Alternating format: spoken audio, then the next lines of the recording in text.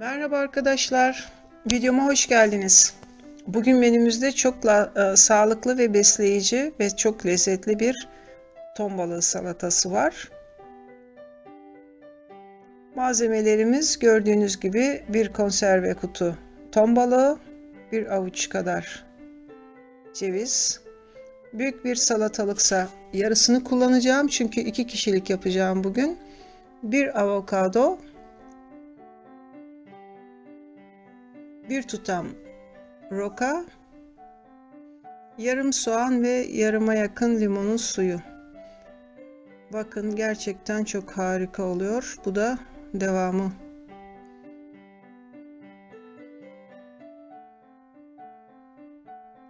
Önce ton balığının suyunu veya yağını süzüyoruz.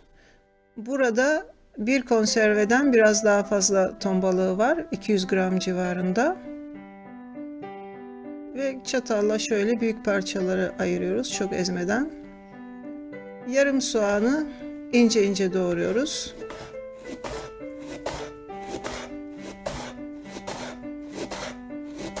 Veya küçük bir soğan da olabilir tabii ki.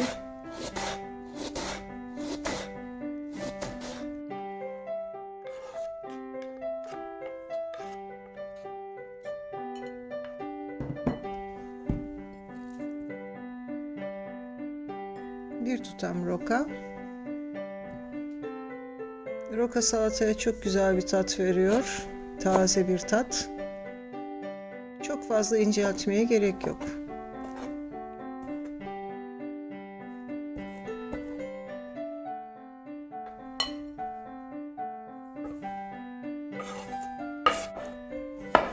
Salatalığı yıkadıktan sonra alacalı soyup, büyük bir salatalıksa yarısı yeterli oluyor. İnce ince doğruyoruz.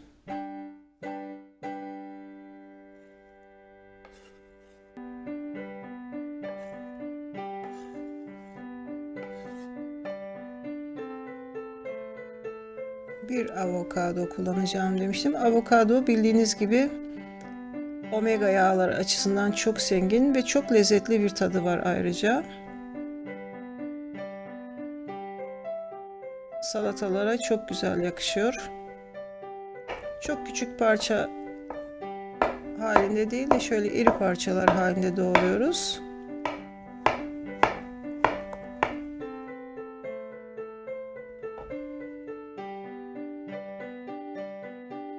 Cevizleri de yine elimizle şöyle biraz küçültebiliriz.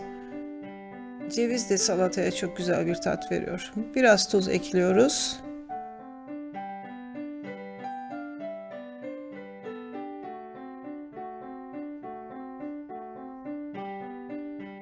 Yarıma yakın limonun suyu.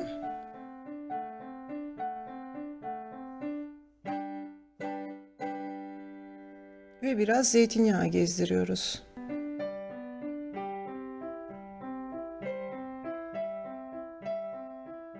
Güzelce karıştıralım şimdi. Bu arada kanalıma henüz abone değilseniz lütfen abone olarak, videomu beğenip paylaşarak beni desteklerseniz çok sevinirim. Destekleriniz oldukça yeni videolar koymaya devam edeceğim.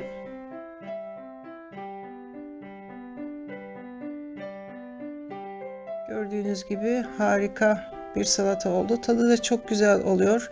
Hem de çok doyurucu, çok besleyici. Güzel alternatif bir öğlen yemeği.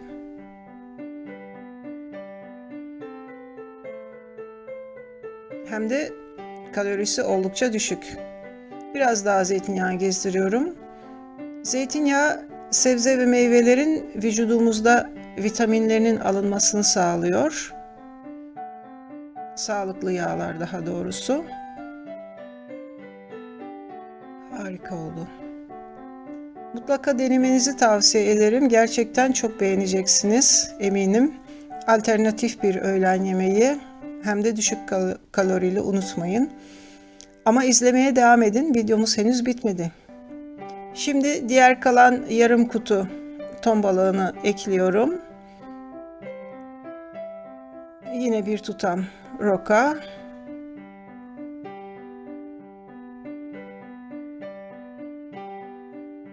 Bunu biraz daha böyle küçültüyorum. Kaşıkla ezerek.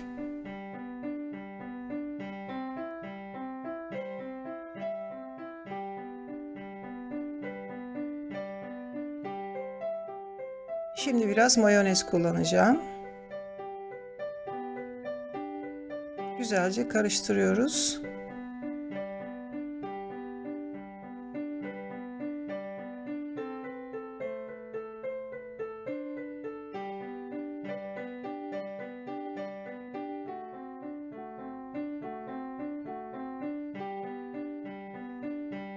Ya, toplamda bir kaşığa yakın mayonez kullanmış oldum.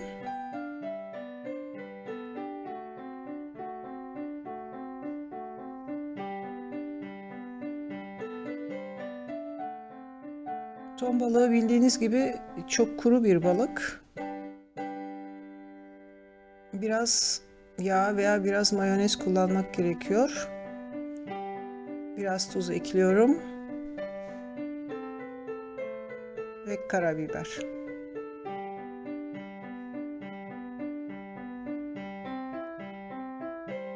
Şimdi bununla okula veya işe götürmek için ekmek arası ton balığı hazırlıyorum.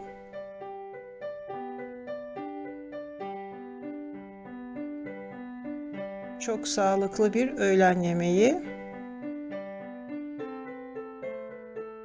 Böyle götürdüğünüz zaman öğlende ne yiyeceğim kaygınız olmaz. Bir tane yumurta ekliyorum buna.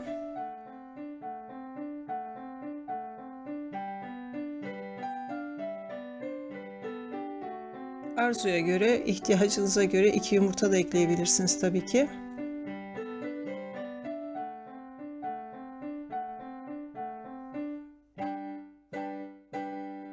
Yerleştirelim güzelce ekmeğin içinde.